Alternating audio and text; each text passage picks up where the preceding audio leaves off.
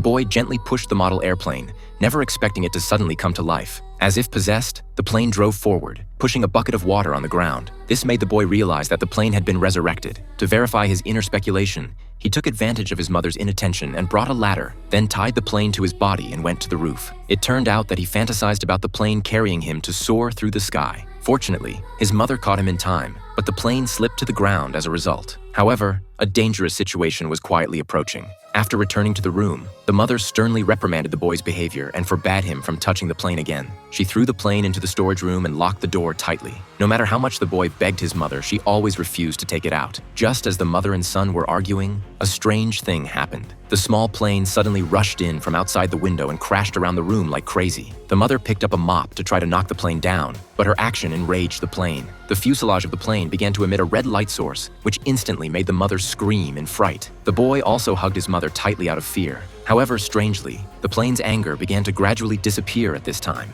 Since the mother had been scared silly by the previous scene, she had to allow the boy to take the plane back to his room. However, the mother was still terrified afterwards, so she called her friend Mike and told him about the strange events that had just happened. In order to figure out the mystery of the plane, while the boy was fast asleep at night, they quietly took away the eerie plane and carefully observed every detail on it. From the outside, there were no hidden switches on the plane at all. Mike took out a knife and sliced toward the fuselage, but unexpectedly, the shell of the plane was incredibly hard, and the sharp knife left no traces after passing over it. Realizing that the plane was too bizarre, Mike hurriedly took the plane back to the laboratory, intending to carefully study it. However, unexpectedly, after a series of systematic scans, there were no electronic components inside the plane, which puzzled them. They then took the plane under a hydraulic press, opened the switch, and heavily smashed the small plane. After testing, not even a slight scratch appeared on the plane. At this time, the boy also learned that the plane had been taken away. In order to rescue the plane, he broke into the laboratory in the middle of the night. While Mike was on the phone with someone else, he grabbed the plane and hid.